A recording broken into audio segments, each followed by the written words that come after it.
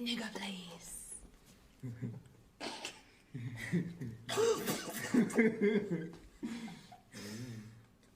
Serious.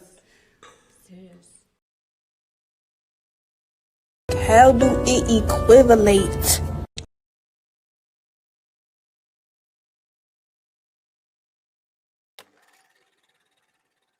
Camino lento,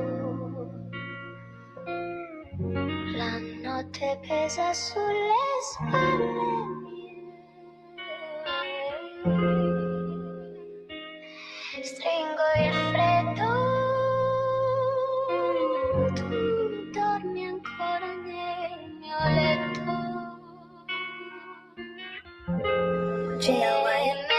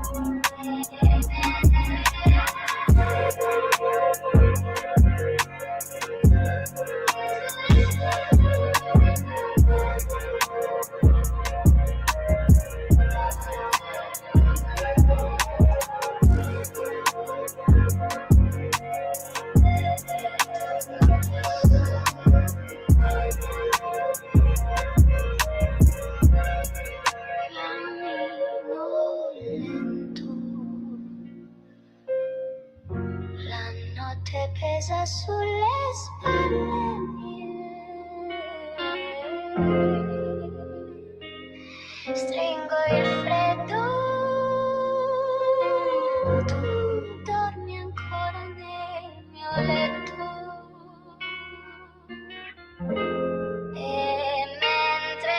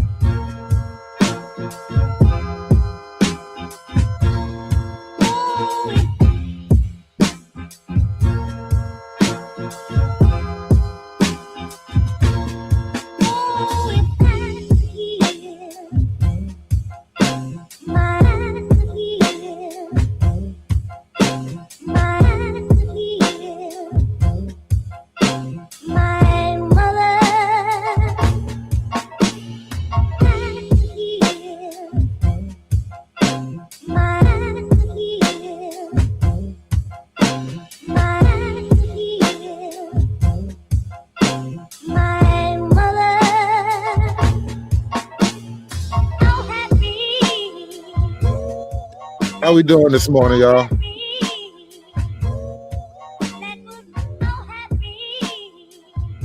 Shout out to everybody in the audience. Shout out to all the early birds. Appreciate you guys coming through. Get that like button up for me. Hit those likes, y'all. Hit those likes. We are getting started. It's gonna be a quick one today. But I got some thoughts I got to get off my chest, y'all. This is just burning me up here.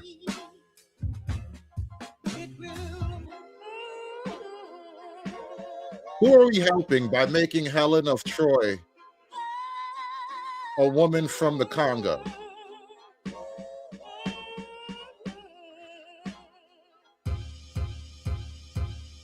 Isn't Wakanda enough?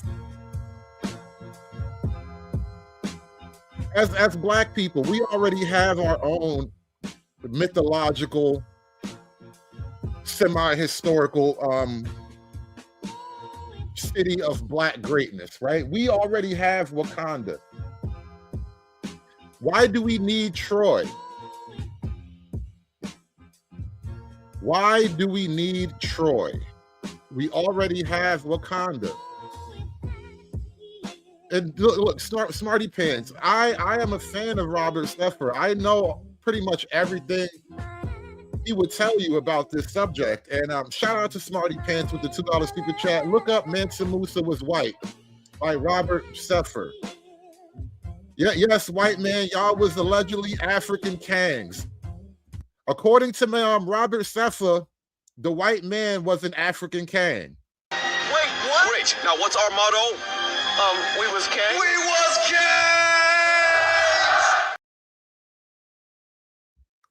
Now, I want to show you guys something. Speaking of Robert Steffer, I think he is the one who produced this image. Now, if you go, let's start with Helen of Troy. I don't even, oh my God. For some reason, for personal reasons, the Star Trek shit burns me up even more because I used to watch Star Trek a lot, and I have some very personal feelings about what they're doing. Look at how they massacre my boy. But we're going to get to Star Trek in a minute. But this is a computer-generated image, and I'm pretty sure Robert Steffer put this up on Twitter. If you were to feed in historical descriptions of Helen of Troy into the AI bot, this is the image that it would spit out to you. First of all, Helen of Troy was around 12 or 13 years old. So we're going to put that to the we're going to put that aside. You're going to just set our comfort level aside for the moment. But yeah, Helen was basically a young prepubescent girl. So that was weird. But she was basically Germanic. People don't know this. A lot of people don't know this, but that whole part of the world, they called it the Hellenic period. The Greeks were a little bit lighter back then. You know, to this day, even I think if you go to like northern Italy, you know, the Italians are famously known for being olive-skinned and brunettes and whatnot, but northern Italians have blonde hair and blue eyes. So it's a pretty fair chance that Helen of Troy looked roughly like this. She looked way more like that than Lupita Nyong'o. And now here's the question. Who are you helping? Who does it benefit to make Helen of Troy Lupita Nyong'o?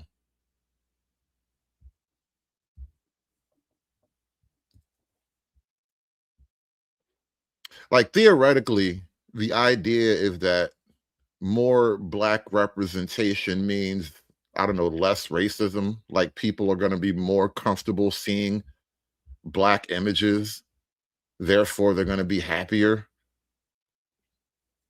But when you do this overt, and it's not just like it's a like a pure, it's not like they're aliens in a comic book where underneath the makeup it doesn't really matter who's who. Like technically anybody could be under the Klingon. I mean, not Klingon. I mean, hell yeah, the original Klingons were white dudes too. What was that, Christopher Lloyd or something? But I was thinking of Predator actually, right? Like anybody can wear the Predator suit. But it's sort of like Nick Fury. Nick Fury was originally a white guy. And then we kind of reordered the entire Marvel world to make Nick Fury into Samuel Jackson. And nobody really blinked. We all kind of went with it because we collectively like Samuel Jackson. And Nick Fury wasn't that like widely known of a character that it all offended. It offended so many like, you know, sensibilities and whatnot. But then when you start to take historical figures that are actual, that are real, that have a history, they left an impact on the world, and you try to race swap them, then it raises the question of who are you trying to help?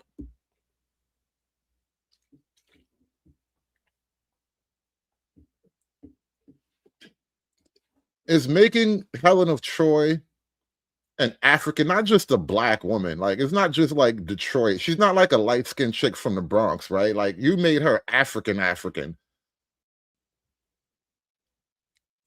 Who benefits from this? Is this going to make white people more racist or less racist, right? Because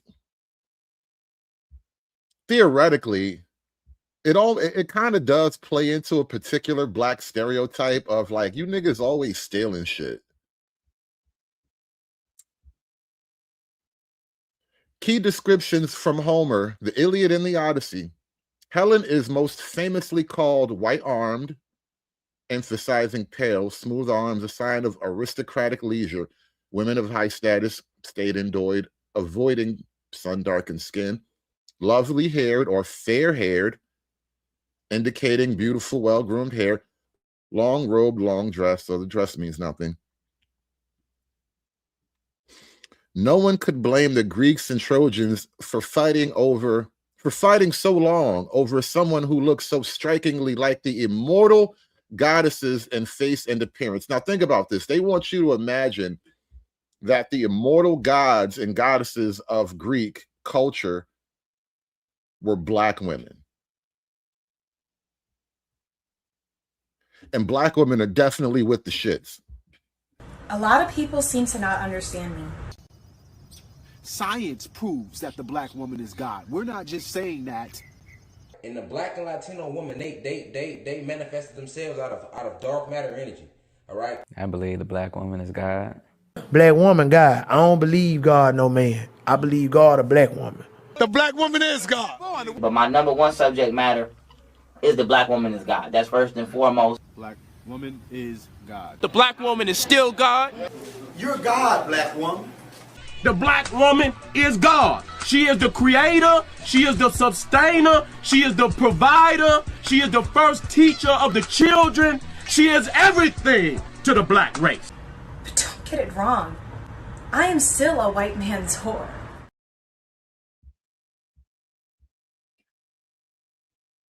Sappho, a later poet, calls her golden or blonde light-haired, often interpreted as golden blonde, reddish blonde, or light brown hair. All three of those hair colors aren't typically associated with the Negro hair texture. Euripides and others echo golden curls. So she had curly blonde hair even. Some post-Homeric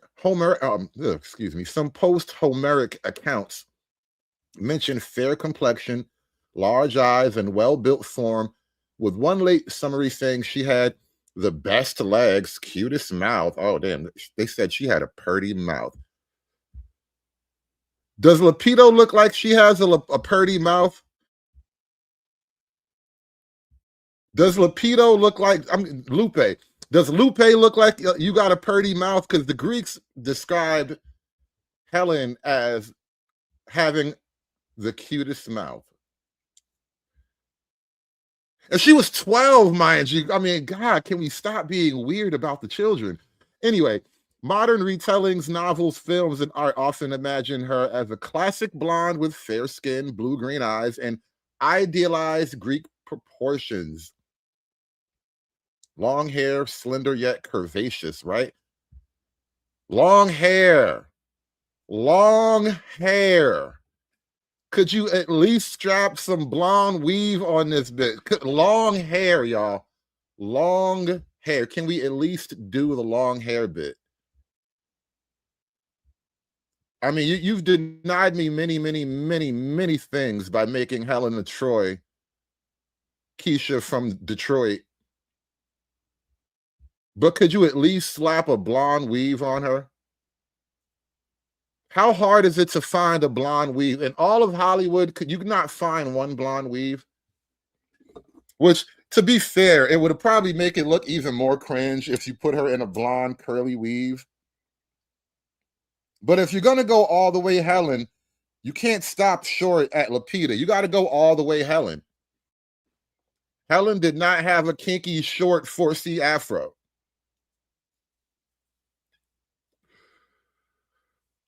It did not for nothing. I hate to even get this bleak with it, but the interracial dating numbers are what they are, meaning that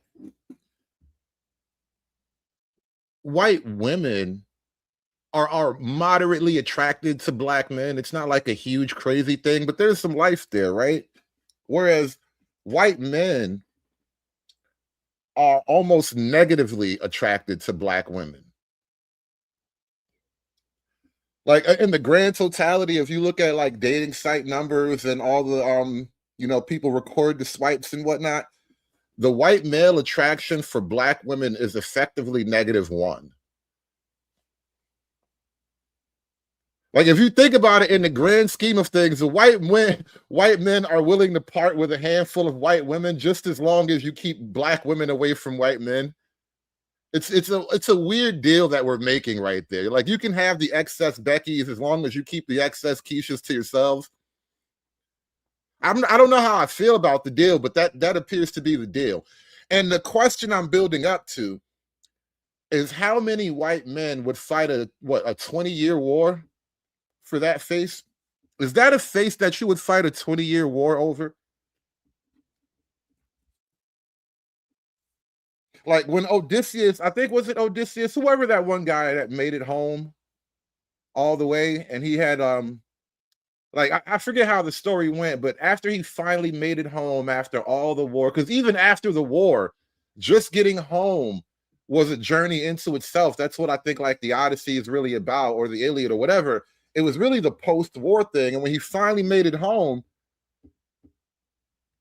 nobody recognized him. His wife had been holding out the box for like 20 years. All the men in the town were like, look, you got way too much power and privilege to just be holding up the box. It's like a political thing now. You got to marry a nigga or something.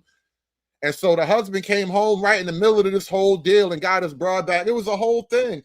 And I'm just saying, like, which one of you niggas is going to stay away from your wife for 20-something years so another nigga could get this box? Like, look at that face. Are you going to say bye to your woman for 20 years so another nigga can hunt that box down, bro?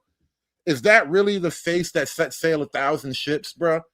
Is that really the face that a generation of white men died for? Are you really trying to tell me that's what happened? Are you really trying to tell me that's what they were giving it up for? But if man had to find out that his God was a woman, I say the black woman is God, and black woman is God. I say the black woman is God.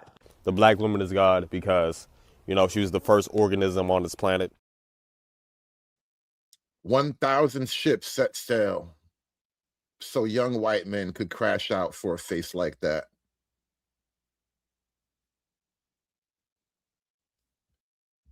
And then not for nothing, but like, is it just me? Or is that like Lupita Nyong'o was very attractive in Wakanda? Lupita Nyong'o looked like royalty in Wakanda. All right, I'm just throwing it out there. Let's go all the way. Let's just go all the way.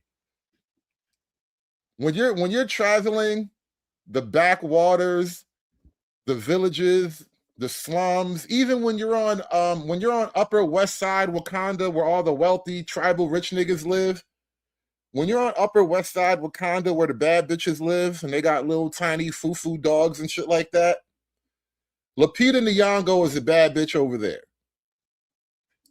And the global ranking of bad bitches, though, I don't know if she really registers in the global ranking of baddies. I just got to put that out there. I don't think Lupita is a global baddie. I think she's a Wakanda low 8. She's like a struggling 8 in Wakanda. You line her up next to all the women in Wakanda, a good 80% of them are going to bow out, right? That's what I mean. She's like a low 8. She's a struggling Wakandan 8.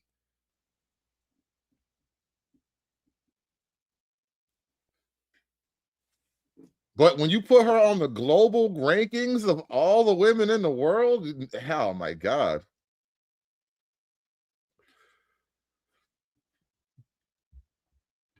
Yeah, yes, Jerry. Yeah, I am saying she is a 10 standing next to M'Baku. You put her next to M'Baku, and she looks like a bad bitch. Like she's a baddie next to M'Baku, though. But you know that movie with the sunglasses with Roddy Piper, where he put the sunglasses on. You look at her with them sunglasses on, bro, you gonna run away. I'm telling you, you get a look at her in the real daylight, you're gonna be like, oh, I don't know about this. That's all I'm saying. But in the dark light of Wakanda, because they got that funny dome, so shit probably looks different through the prism of the Wakandan dome. She looks crazier. She looked way different in Wakanda. Like you put her in that Wakandan, like she's a good 8. So the Wakanda 8, a US 4 is crazy, bro. A Wakanda 8 is a European 4. No bull. Like, come on, man. And the thing is, like, of all the black women that you could have picked to be like a classical historical beauty, this is really the best you could do, y'all. You might as well have got that chick that be like cop blocking Ariana Grande. What's that bald-headed black chick that be cop blocking for Ariana Grande? Cynthia. You might as well put Cynthia Revo in there. Like, what are you doing? Why am I like you know what? Speaking of like the face that set sail 1,000 ships, I don't think 1,000 niggas from Detroit going to war for her.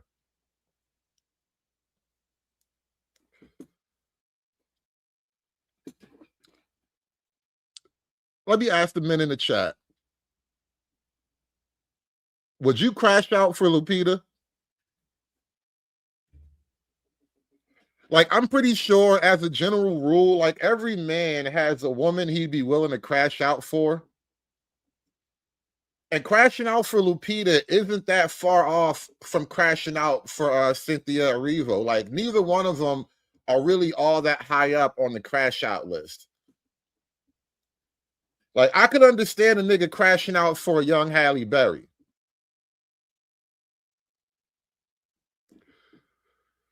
Hell, 20 years ago, I could understand some of you pro-black Afrocentric niggas crashing out for a young Lauryn Hill. I don't see a lot of niggas crashing out for Lupe. I mean, come on, man. Only homeless niggas is crashing out over Lupe. The only niggas that's crashing out over Lupe is niggas that's desperately trying to get their life back together. That's the only niggas crashing out over Lupe. I'm sorry. I have to be honest. That's not a face that 1,000 niggas is crashing out over.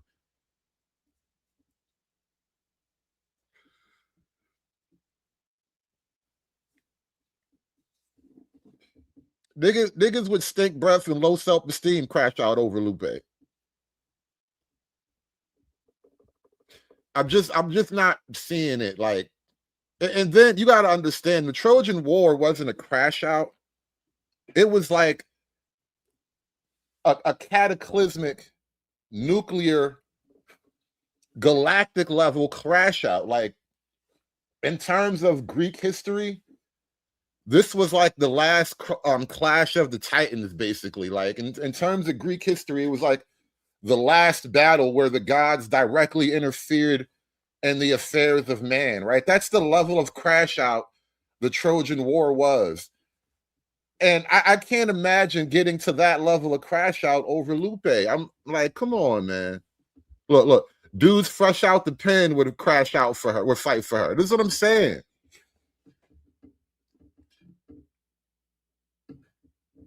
Niggas that done question every decision they made in life crash out for Lupe.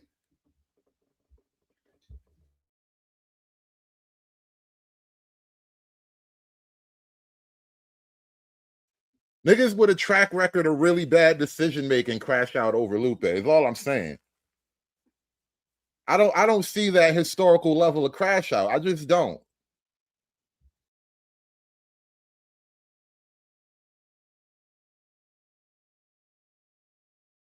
I mean, if we're gonna keep it a buck, the goddamn Prince of Wakanda wasn't crashing out over Lupe. Do you not remember Black Panther? The Prince of Wakanda himself was not crashing out over Lupe. Lupe was like, listen, I'm going to run around. I want to be a modern, independent woman. You can't tell me nothing. And Wakanda nigga was like, all right, that's cool. I got shit to do anyway. You just be cool like how you be cool. I mean, you could have a palace life and all, but all right, whatever. Like, the Prince of Wakanda low-key was not even crashing out over Lupe. If the Prince of Wakanda wasn't even pressed over Lupe, how all these white men gonna be pressed over Lupe? Come on, man. Come on, make it make sense. Help me out here. The goddamn Prince of Wakanda was like, you know what? You do you. It's all good. But all these white men crashed out over this space, though. How do it equivalate? I'm trying to wrap my mind around it, y'all. I'm really trying to wrap my mind around it. Make me understand. Make me understand. Help me figure this out. Oh, man. But anyway, like I said, man, I feel like this is only adding to the racism. You know, not only do you niggas always steal, but you're not even that cute. Like, come on, like this is only making things worse, y'all.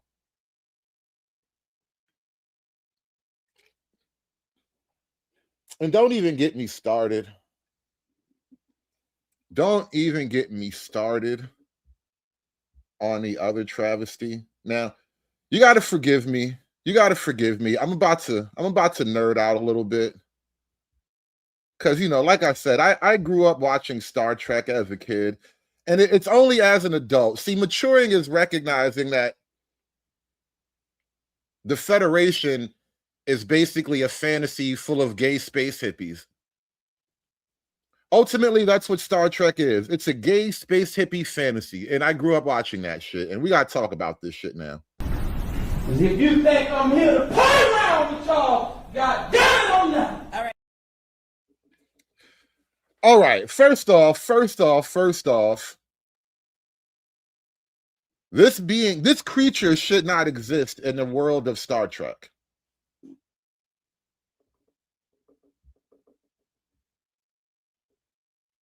This is not a creature that the world of Star Trek should have produced. This is a female Jem'Hadar. But not only is it female Jem'Hadar, there's a reason even why it could be female in the first place, because the Jem'Hadar are effectively, they're like the Alpha Quadrant's version of Space Marines. Like, they're genetically engineered warriors. They're all test tube babies, right? Meaning, as a race, they don't need, nor do they require or even make female Jem'Hadar. It's kind of like in the Lord of the Rings, how there are no female orcs because every orc is kind of made through like some kind of dark blood magic or something. It's literally something just produced. It's not created by natural means, right? As a race, the Jem'Hadar are exactly that. They're basically like Sauron's space orcs, right?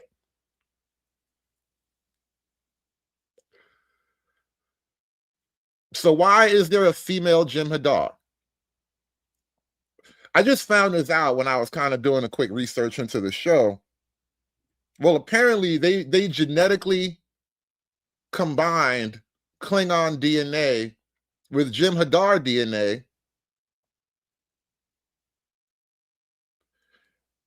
and that's why you have a female Klingon Jem'Hadar hybrid.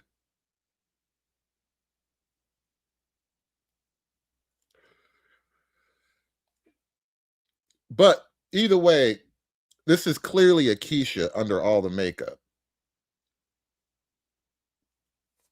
This is clearly Keisha Prime under all the makeup, under all the alien hardware, under all the spikes and everything. They clearly decided to make it a Keisha, which it halfway tracks. Not that the Jem'Hadar kind of coded as black, but in the world of Star Trek, the Klingons eventually became a definitively black race.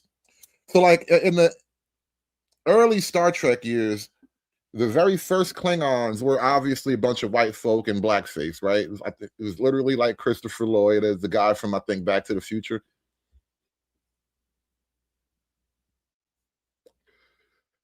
By the time Captain Picard became the captain of the Enterprise and they went out on that whole epic years long, like 12 season voyage, they had decided that we were going to make the Klingons a black race, right? And as I can remember, there are only two definitively black races in the world of Star Trek, and we met them both on the Enterprise. There was that one black race where they were basically straight up Africans. It was a whole ritualized culture thing where like very matriarchal culture. It was a like ritual combat for, mating rights and all. It was a very, very weird episode, but it was funny as hell because they just made them straight up African niggas. Like the irony of it was too palpable, right? It was a classic Star Trek episode, especially if you're like a black Trekkie. And then you got the Klingons, right? And they did a great thing with the Klingons. They didn't just make the Klingons like black and uber violent and mysterious and all that. Like it was all of that, but at the same time the Klingons had a weird nobility to them, kind of like that whole like what do you call it, that noble savage idea. The Klingons were kind of like that. They were like the space version of the noble savages. And which I always wondered, like, how does such a savage, violent race even discover something like space travel and warp speed and all that? But there's even lore about that, low key. I'm not gonna get into all that. Like I said, I'm a low key a Trekkie. I know more than most people, but they made the Klingons a little they had an odd touch of nobility to them, which brings me to, as a kid, my favorite character on the show, Lieutenant Worf. Lieutenant Worf was not like the other Klingons. He had got after a battle between the Federation and the Klingon Empire, and he was raised by Federation people. And they weren't even white either, if I remember. They were like, I don't know, like some type of Persian-looking family or whatever. I can't totally remember. But he was that classic fish out of water character, and he kind of acquitted himself nobly on almost every occasion. He was like that one guy that never failed. Worf almost never let you down. And he, oddly enough, became a weird symbol of, like, you know, black people on TV, right?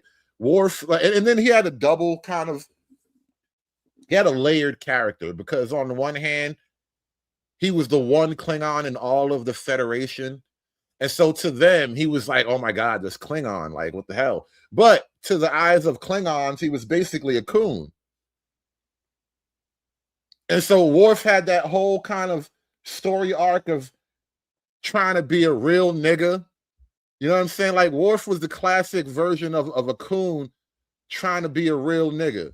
Like, I got to prove to all these other niggas that not only can I master the Federation of the white man's world, but I got to prove to these niggas that I'm a nigga too. And I dare you to disrespect me. I'll put this goddamn bat left right in your gut.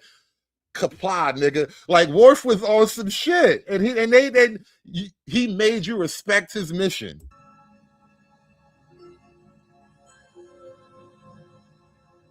They put him through the ceremony. That's right. The animal's head exploded like... I think that's enough, Chief O'Brien. Wesley Crusher. What does he know about it? Just bear with me. Where are we going? The hall. Worf was always just a big, tough nigga. My bad, I gotta drop this graphic. I didn't realize I left it up. But Worf just always came across as, like, the big, strong black guy. And as a Hollywood character, like as an archetype, it worked, especially back then in the late 80s, early 90s or whatever, where, like, that whole cry for black representation and all that was starting to become more of a thing. But low key, we always had black characters in movies and TV, but it was like, you know, a lot of bad guy roles and stuff like that. So Worf was just like, you know, the strong black man character type. And not only that, there's another thing about Worf that, like, kind of hit home a little bit too. Worf was a single dad. Get this. He was a single dad to a Klingon bitch that did him dirty. The nigga had baby mama drama in space, y'all. The nigga was a single dad to a Klingon bitch who tried to keep his kid from him. Straight up hid his kid from him, like, well, I didn't think you needed to know. I can handle this. I'm strong and independent. I'm a Klingon bad bitch. I was like, get out of here. You know what I'm saying? So, like, growing up, watching the sort of Worf, how Star Trek writers treated the character of Worf, I love the character. You know what I mean? They really made a character that you could look to as a young kid and be like, yeah, this is dope. Like, the storylines and all that, the character arc, all that stuff was dope. Had the whole father-son relationship thing going on. It was like, that whole thing was dope, right? And then, you know what they did, y'all? Because the Klingons were too tough, they were too dominant, they were too masculine, they were too virile, they were too alpha, they were just too badass for the new modern version of Hollywood writers.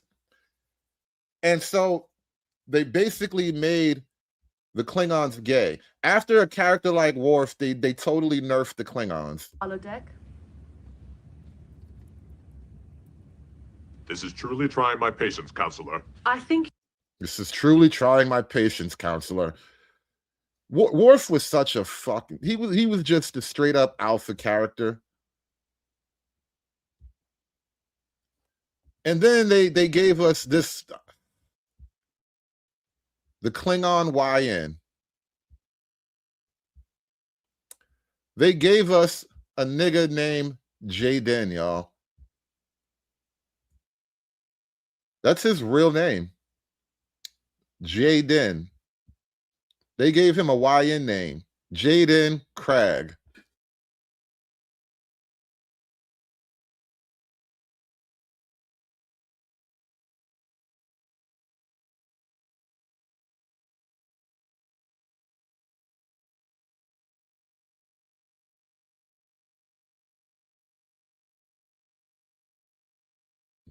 Yeah, I know.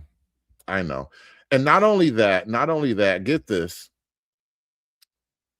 He has not one, but 2 gay dads, and both of his gay black dads abandoned him. Yes. Jaden is the product of 2 gay Klingon fathers who abandoned him. Because, you know, even in the Klingon world, your dad always walks out on you. What in the Klingon? What in the galaxy is happening here?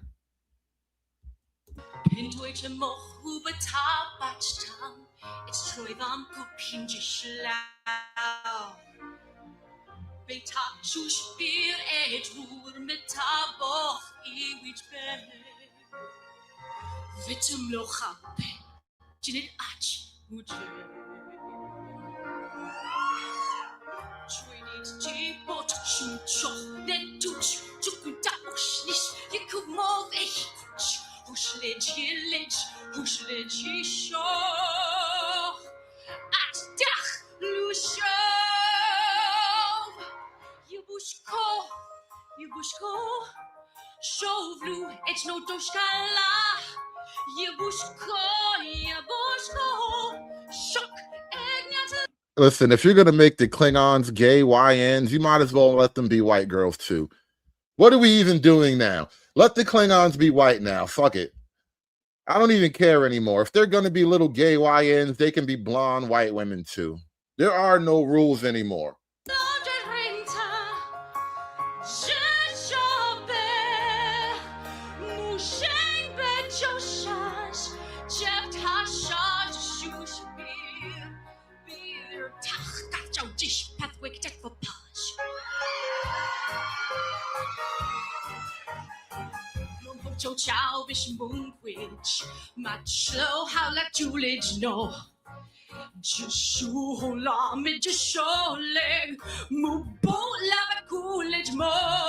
No, Chocolate Bunny, what's going on? And no, everything is not okay.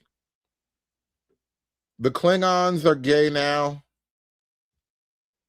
White women are singing Let It Snow in the Klingon language. And I don't know what to do anymore. I don't know what to do anymore. I have no idea what's happening.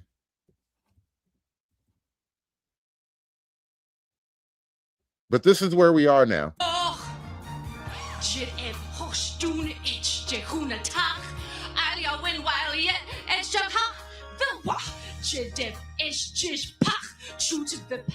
did she say Jaden's name?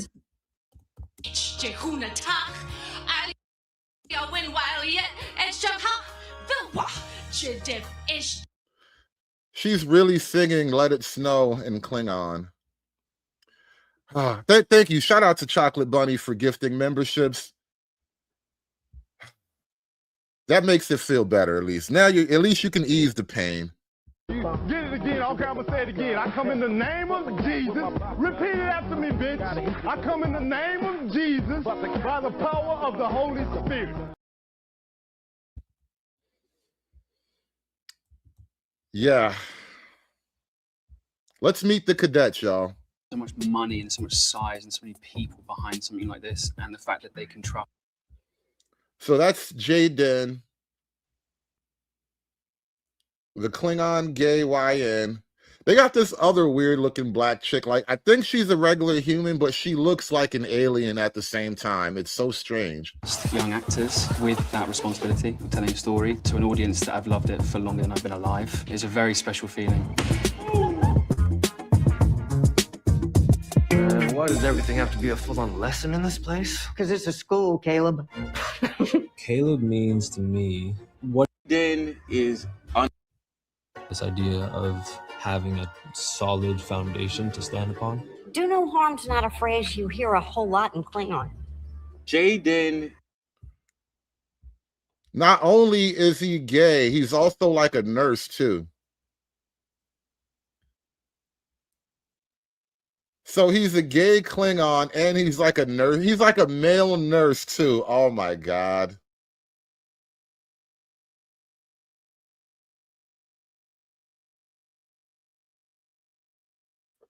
You know, I was thinking about this problem of black representation in Hollywood.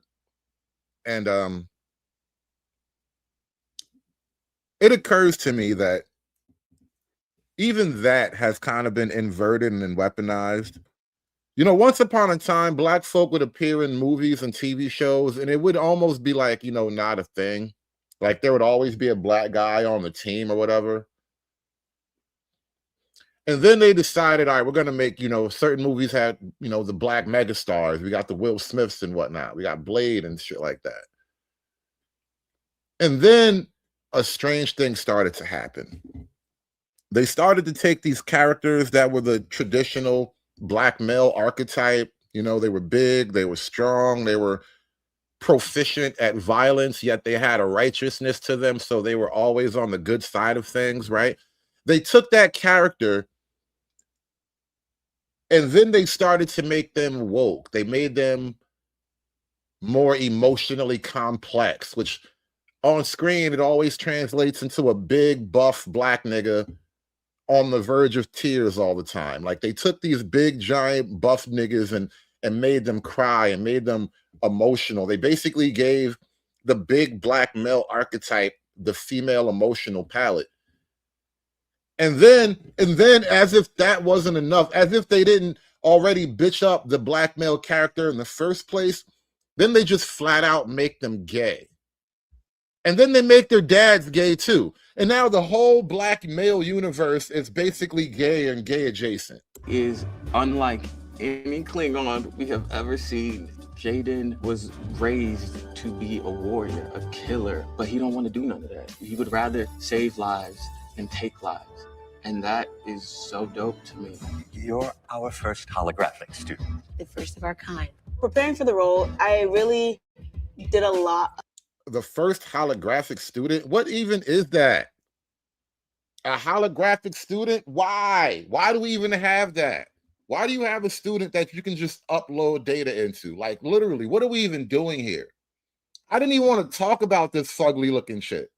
No wonder you are fake looking chick. Your face looks fake. You look like an alien born on Earth. Like you are not a real human being. Of inner child work, because for Sam, she's so fresh and she's so newborn-like. Not that Sam is a child, because that's too redundant. What happened to all the attractive black women in Hollywood, by the way? You know, that's the other part of the representation thing that has been kind of inverted and folded in on itself now. What happened to the Apollonias?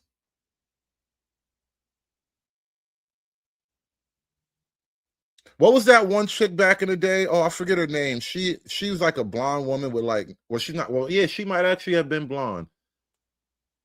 But she had green eyes and she was like a Miss Universe or something like that. And she did movies. She was in that movie with Arnold Schwarzenegger. God, what was her name? I forget her name now. But like, we had attractive black women in the in the early 90s and the late 80s. Because it feels like that's when Hollywood peaked. It feels like Hollywood peaked by the 2000s. Around the 2000s, like after The Matrix came out, it all started to go to crap. Vanessa Williams, thank you, Jerry. Thank you, Jerry. Eric knows. Vanessa Williams. Classic, indistinguishable beauty. Like if you'd have made Vanessa Williams Helen of Troy, people would have been like, come on, man, stop fucking with me. But I still smashed though. I'm still going though, but I don't like what you're doing here. People would have accepted it begrudgingly. but you had to make her, you know, Lupe, Lupito, whatever. Like, no. What happened to having actually like attractive, like conventionally beautiful black women on TV? And then what winds up happening is the representation of black women. You know, as much as we have this problem of, you know, the internet black women complaining about their beauty, you know, Hollywood beauty standards and all that. When Hollywood does represent you, look at what they do. And then you get mad at, like, you know, niggas on the internet or whatever. Like, be mad at Hollywood for trying to dumb down what is, you know, what could be beautiful black female characters. It's like you're trying to dumb down attractiveness. Red, that is a great question. How do they get weave in space? It's an interesting question. But just so I can be in that fresh mind state. I was programmed to feel 17, but I've only existed a little over 4 months when cast. Starfleet. Ew, programmed to feel 17, but in reality, you're only 4 months old. That is such a weird P-file coded character. Your character codes as pedo bait. Academy for Sam, it's opening her up soul-wise in a way that she's clearly never felt before. Darren Ramey, captain of... Nobody care about you, nigga.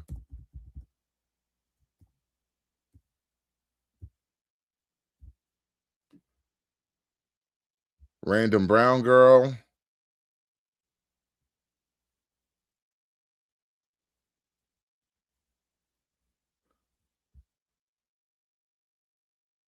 Oh, you're not going to tell me about the female Jim Hadar thingy? Ew.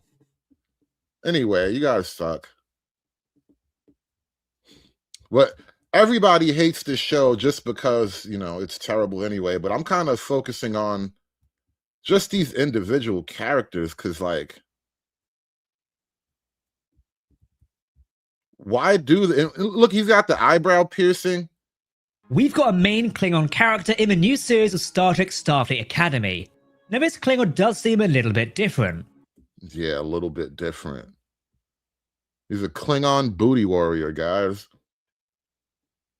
They turned a warrior species into a booty warrior species, y'all.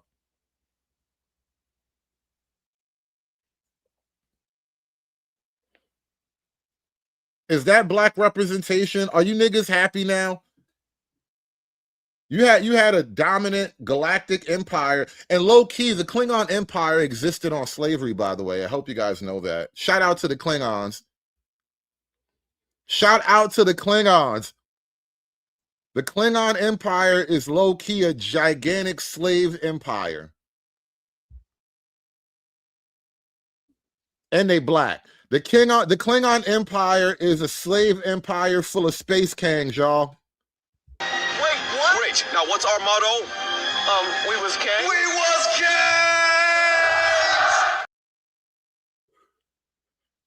Real shit. But he don't want to be a part of the slave empire. He want to go be a doctor with the white people. Typically, in Star Trek, Klingons have been shown as grumpy and just a little bit violent. Okay, quite a bit violent. The new Klingon, Jaden Krag, played by Kareem Diane, appears to be smiling and having fun in the trailers. It seems this Klingon's goal is to become a doctor in Starfleet. Kareem has stated that he thinks it's obvious that Klingons don't just have warriors, they would also have healers as well. No, actually, they wrote the Klingon race as if you get injured, you better heal right now, nigga. That's how they wrote the Klingon Empire. If you go back and watch the original Klingons on, well, really is on the Next Generation where they kind of expanded Klingon lore. But if you watch how they treated the Klingons back in the 90s, if them niggas got shot, they either lived or they died. You didn't really see a Klingon hospital. You never saw Klingon medics. You didn't see the Klingon Red Cross. Them niggas did not give a fuck. Because for one, it's really hard to kill a Klingon anyway, so if that nigga died, he deserved it. And then two, they're so fucking tough, they don't believe in that shit. The Klingons probably think medicine is gay. I bet you the Klingons think medicine is gay. Like, you got to eat a plant to heal? You bitch ass nigga. Look at this nigga. Everybody, look at this nigga over here popping pills to heal like a bitch. This nigga's gay. I bet you that's how the Klingons treat that shit. We'll get to see our new Klingon character very soon when the series kicks off. Follow and subscribe for the latest Star Trek news. We've got a main Klingon character in the new series of Star Trek Starfleet Academy. That's why him now, this wanting to be a Klingon does seem a little bit different. Is low-key gay. Like, even the fact that you want to be a doctor, out of all the Klingon activities you could have been, nigga said, I don't want to fight. And nigga said, I don't want to fight. I want to hug people. What kind of Klingon wants to hug people? What kind of Klingon wants to heal people? There was a time where Klingons solved their problems with bat'leths, blood wine, and a deep personal commitment to dying loudly. These were not people you invited to your feeling circle. And notice the actual transition of everything, right? And this is what I mean. Look, clearly white people in blackface, right? But it was like sci-fi. It was the 60s. Nobody really tripped on it. Like, what else were we going to do? Hire a bunch of niggas? No, we weren't there yet. As a country, we just weren't there yet. So we all low-key just, we let them have that. We decided to not give them a collective L for that type of shit. And then we made them black, and then we made them gay. And it stands to reason, if you never made the Klingons black, would they even be gay to begin with? Because when the Klingons were white, they were just angry niggas. These were not people you invited to your feeling circle. They were a warrior culture, so aggressive, in fact, that other Klingons thought that some Klingons needed to relax. As soon as you made the Klingons black, the one nigga's a single dad in space with a crazy black baby mama who tried to keep his baby from him. It's like, low-key, they made him black, but they also made it kind of like fucked up at the same time. And then they started making him gay. So now you went from a single space dad to a gay space dad.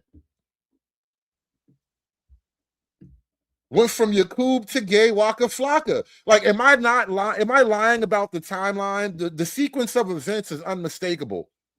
When they were white, they were just, depictions of angry space niggas, right? When the Klingons were all white, they were just righteous, angry space niggas.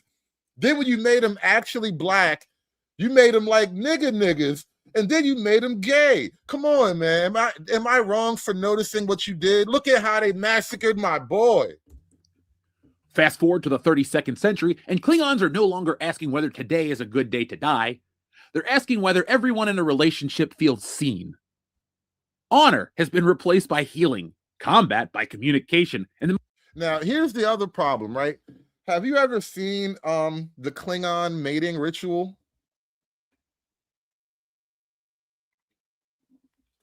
Yeah, we're going there, goddammit. We're going there.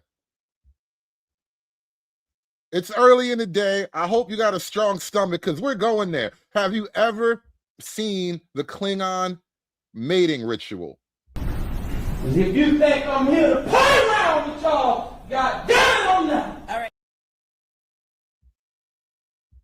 Yeah. I wonder if Star Trek, I know there has to be a YouTube video because we're going there. Because now that I think about it, this is just highly retarded to think about.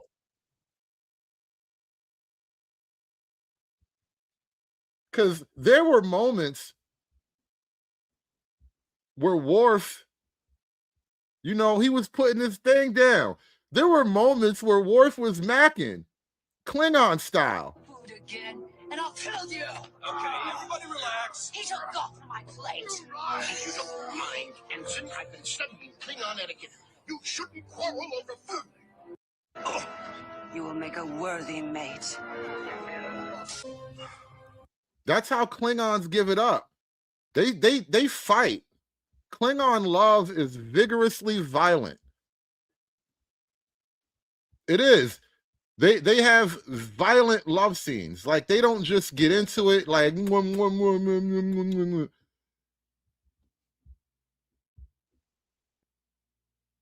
Klingons don't do that. They don't believe in romantic going slow.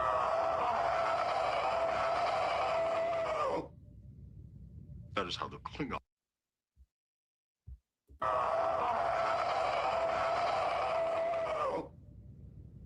That is how the Klingon lures a mate. Now here's the thing. Here's the thing, right?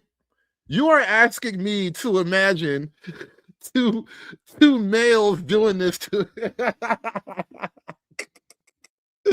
you are asking me to imagine two Klingon males. Like, why are you doing this to me? Why are you doing this to me? Are you telling me to go yell at Celia? No, men do not roar. Women roar. And they hurl heavy objects and claw at you. What does the man do? He reads love poetry. Damn, wait a minute. Were Klingons always low-key a little bit gay? Hold up. Think about it. Damn. And they hurl heavy objects and claw at you. And you read love poetry to him? What does the man do? He reads love poetry. Damn, he just realized that, he just realized he was a little bit gay.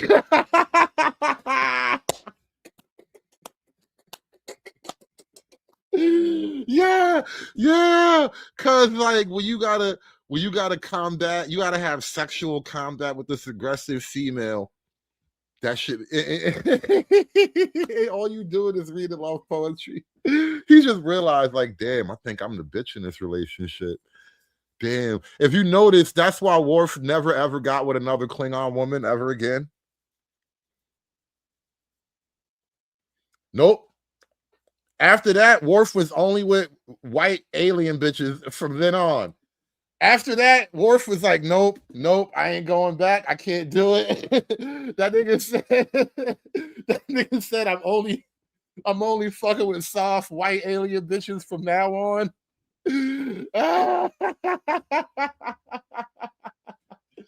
Yo, it's crazy when you go back and look at shit with your adult woke eyes now. Klingon males are sus. Yo. Yeah. Did I tell you Worf made a really straight, like he was a straight up coon character. They made that nigga, they really put him at the crossroads of like the white man's world and some weird nigga matriarchy shit. And they hurl heavy objects. Save yourself, Klingon man. What does the man do? He reads love poetry. He ducks a lot. Bro. Now I'm starting to understand how they can evolve these niggas into a gay race, bro. Now I'm starting to understand the kind of like literary sequence of it all. They done evolved these niggas into space gays, bro. We are just one Star Trek series away from gay niggas in outer space, bro. I'm telling you. In another 10 years, when they come up with another version of the Star Trek universe, it's gonna be just straight up gay niggas in outer space, y'all. Worf, it sounds like it works great for the Klingons, but I think I need to try something a little less dangerous. Go to her door. Beg like a human. Said go to her door, beg like a human. All right, well, at least humans aren't fucking gay, bro. God damn. Say what you want about the humans, but they're not this gay. The most dangerous thing a Klingon can now wield is a carefully worded explanation of who they are and why the galaxy owes them understanding. This isn't a joke. It's Star Trek Starfleet Academy. Then again, that show is a joke. So a lot of articles crossed the WCBS news desk, but one caught my eye this week that was so egregious that I had to talk about it because it's just so dumb. Why Starfleet Academy turned Klingons into polyamorous refugees. Yeah, I got that article right here too. Why Starfleet Academy turned Klingons into polyamorous refugees. Like the video, y'all. I need to know. Klingons are one of the most iconic species in Star Trek, attracting a hugely dedicated fan base who admire their complex culture, even learn their language. The portrayal of Klingons has changed dramatically over the past 60 years, moving from a Cold War era standard for the Russians to noble warriors who could be the fiercest allies in any conflict. That was back in the 80s, early 90s, when the Klingons was just, good black people to have around. Like, they were crazy, but, if they were on your team, you were going to win this fight. Now these niggas are just gay space people.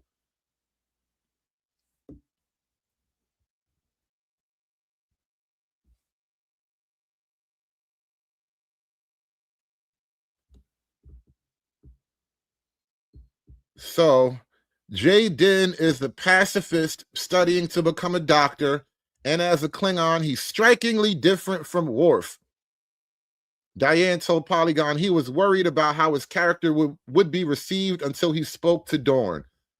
Ah, fuck. Your uncle told you it was okay to be gay. All right, whatever, nigga. For 4 months straight, I was just a ball of anxiety. Klingons are iconic, and I know naturally people would compare me to the Klingon. Michael Dorn helped me just relax and said, just have fun and do it in your own way. Hell, Michael Dorn probably gay in real life too. Who knows?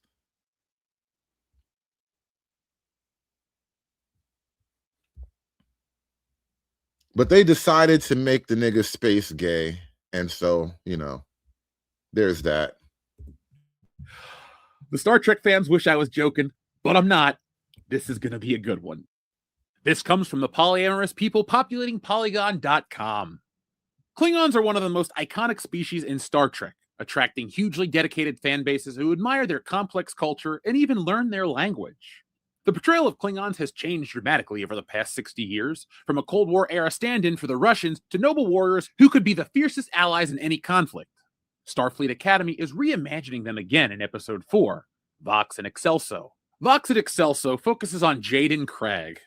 I guess that's a Klingon named Jaden. Is Jaden Smith a Klingon? We're all Klingons now. Probably. Starfleet Academy's only Klingon student. When a ship carrying 8 members of Klingon Great House to a refugee camp suffers a catastrophic mechanical failure, the Federation wants to offer assistance, but the proud Klingon refuses aid. Jaden becomes a voice of his culture when the issue is discussed in the school's debate class. What is this show? Following the long history of rhetoric-focused Star Trek episodes, Jaden faces his fear of public speaking to make his argument, coming up with a way for the Federation to give the Klingons a new homeworld without violating their sense of honor. The episode redefines what it means to be a Klingon warrior. That's not a good thing. Jaden is a pacifist studying to become It redefines what it means to be a Klingon warrior. So not being a Klingon warrior means you're gay and you really, really want this white boy. You like gay, you like white spacemen. Not being a Klingon warrior means you're gay for white spacemen. A lot of people seem to not understand me. Doctor. Jaden also struggles with other people's expectations for him. His choices to pursue medicine and refusal to participate in the hunting ritual deeply upsets his parents. All 3 of them.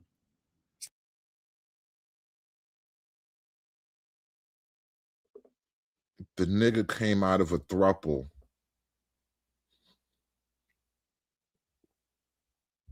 The nigga family is a throuple.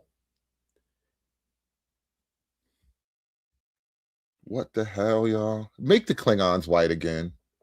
Can we just make the Klingons white again? God damn it. You want me on that wall. You need me on that wall. How your family a throuple? the hunting ritual deeply upsets his parents. All three of them. Starfleet Academy mentions polyamory in episode 3 when Cadet Darren Ramey talks about his complicated love life, and Landau said introducing a Klingon triad. Jaden has 2 fathers and a mother. It's just another way the show is holding up a mirror to... How the nigga got not 1, but 2 absentee dads? What the... God! You gave him 2 absentee... So not only 1, but both of his dads abandoned him? So either he isn't gay enough or he's not Klingon enough. The modern world. I have a lot of friends with kids. 1 mom, 1 dad. I have a lot of friends in general. They don't have kids, but they were raised with 1 mom, 1 dad.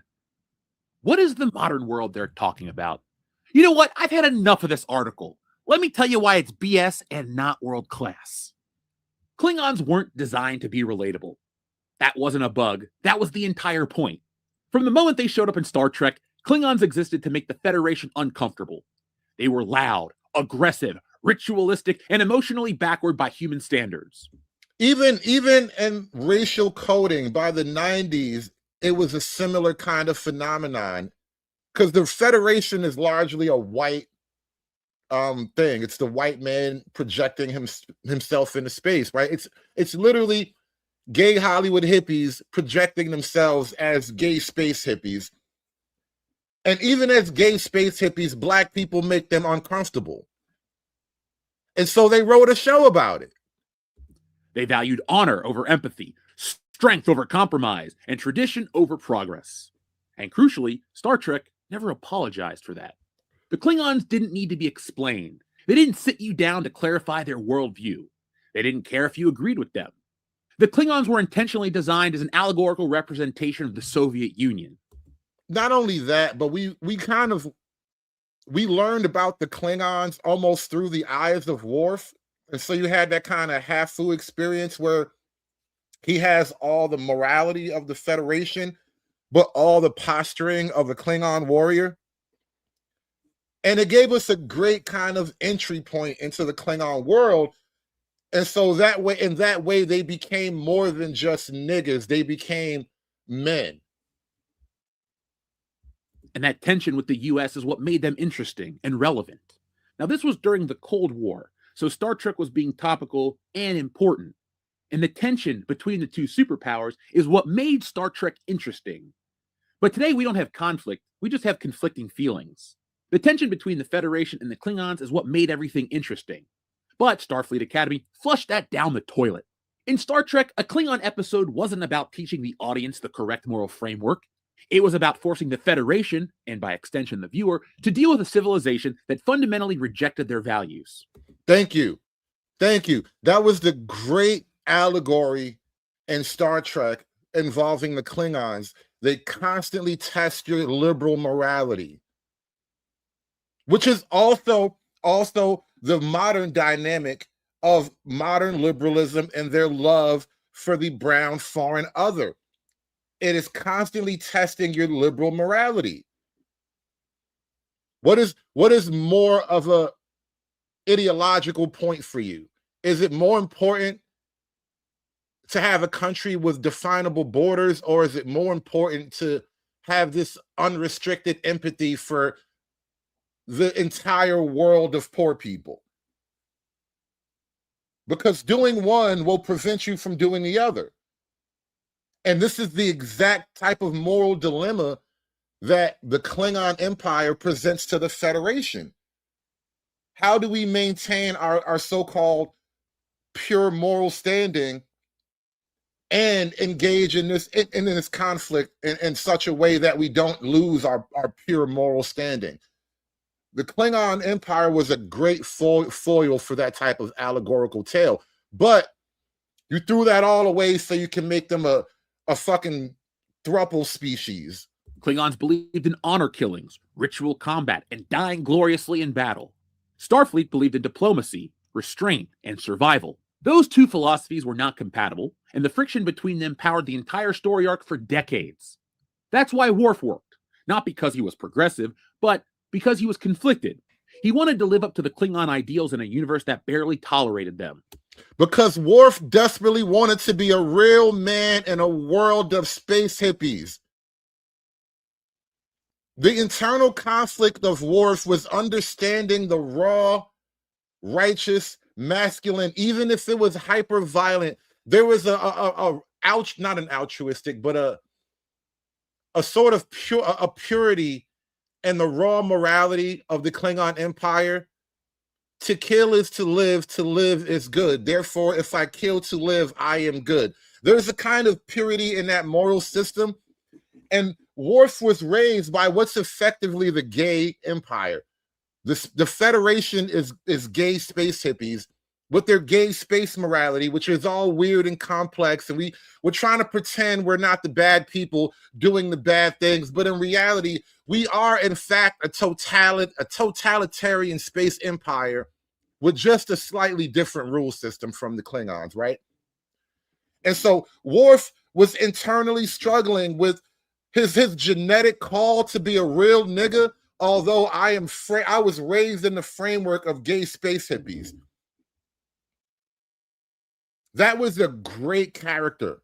They had so much emotional tension, so much existential crisis in that one character, and they threw it all away so you can watch a guy struggle because he got raised by a Klingon thruple. He was too Klingon for humans and not Klingon enough for Klingons. His honor wasn't cute, it was inconvenient, often embarrassing, sometimes dangerous. And the discomfort from that honor is sometimes dangerous. How can you transmit to a young viewing audience that honor can be sometimes dangerous through the character of an internally conflicted product of a Klingon thruple? Where the fuck am I supposed to extract something so emotionally and intellectually heavy as honor is sometimes dangerous from a goddamn gay baby thruple nigga? How, Sway? Mattered. Old Star Trek understood something modern sci-fi keeps forgetting. Alien cultures are supposed to be difficult. They're supposed to be challenging the audience's assumptions, not gently mirroring them back with prosthetics and better lighting. When Klingons acted brutally, the show didn't rush to frame it as misunderstood trauma. Sometimes the answer was simply, yes, this culture is harsh, and that's the problem. Sometimes niggas just do nigga shit, and you got to meet them on that level every now and then. That was the Klingon struggle with the Federation. That was the Federation's intellectual, ideological struggle with even dealing with Klingons.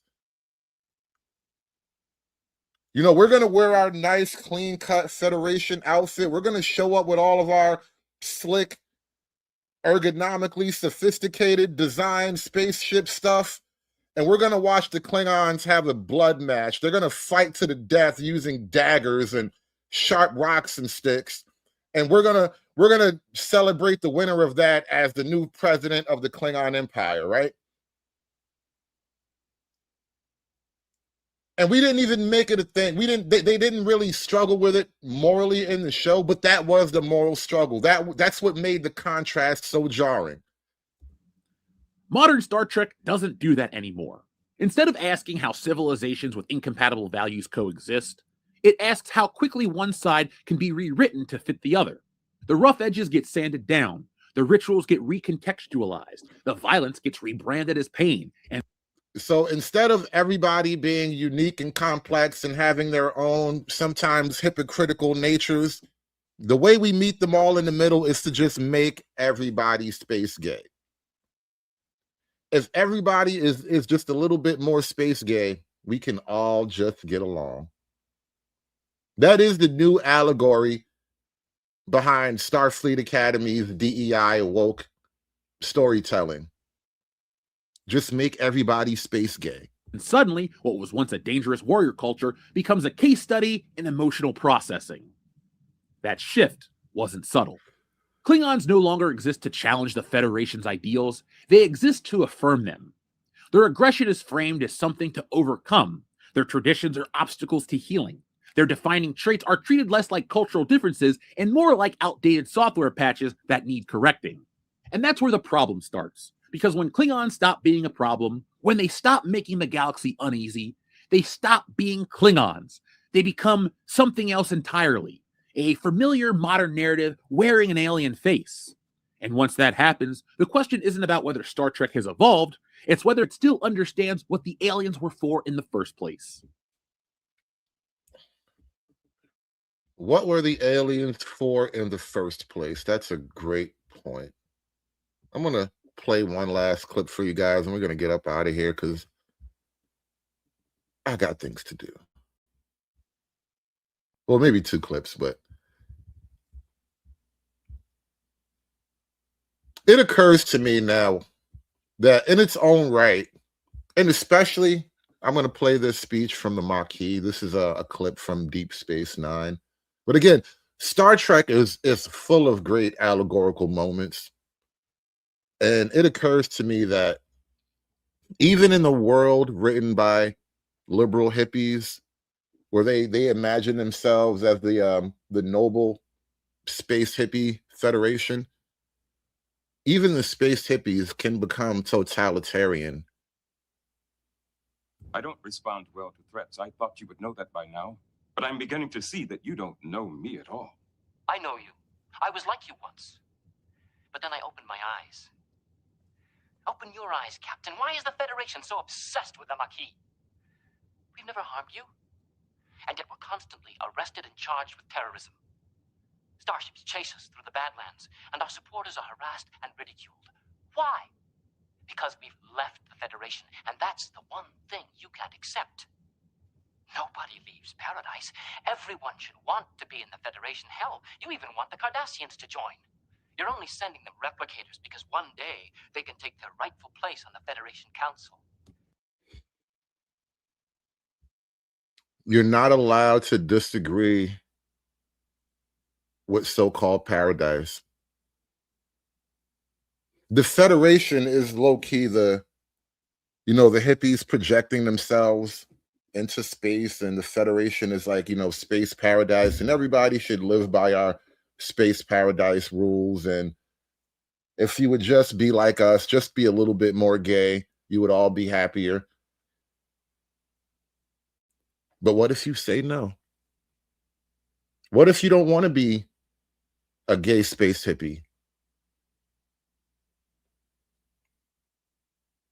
What if you want to actually live by rules that make sense? What if you want to be a little bit more morally clear? What if you want to live by a morality that is less confusing? What if you want an identity that is less tolerant, as they say? What if you want an identity that is all your own? You don't want to become one of the many, many space gays. You want to be a real nigga. What if I just want to be a man in the world? Anything but that. You know, in some ways, you're even worse than the Borg. At least they tell you about their plans for assimilation. You're more insidious. You assimilate people, and they don't even know it. And that is how the Klingons became gay. It's an allegory unto itself. Their contact with the Federation will ultimately make them just as gay as the Federation.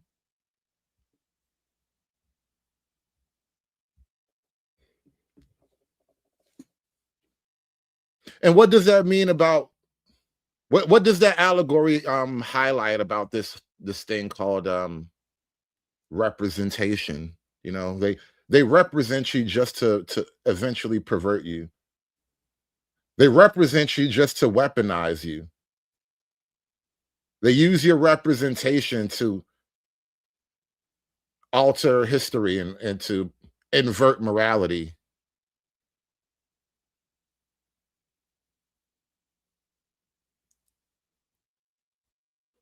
If your representation is now some type of weapon against truth and morality, what do they claim you represent?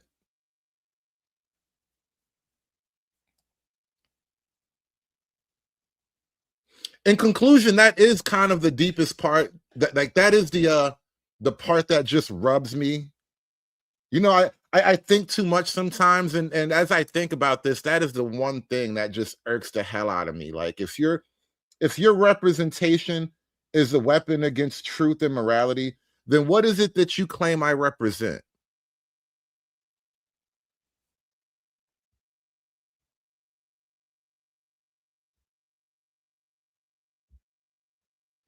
But anyway, like I said, maybe I think too much. Maybe I think too much.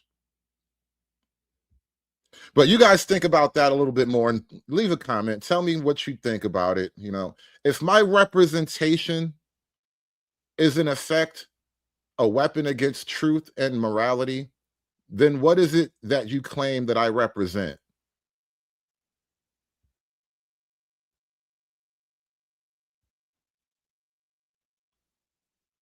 I just had to ask these questions, but like I said, you guys leave a comment. I'm going to wrap this up. I will check you guys later. Thanks for watching. Somebody had to do it. I am the chosen one. Somebody had to do it. Aspiring to be patriarchs like what white men have, that isn't freedom. That isn't going to help anybody. It's certainly not going to help black people. It's done. It's done. It's done. It's done. It's done.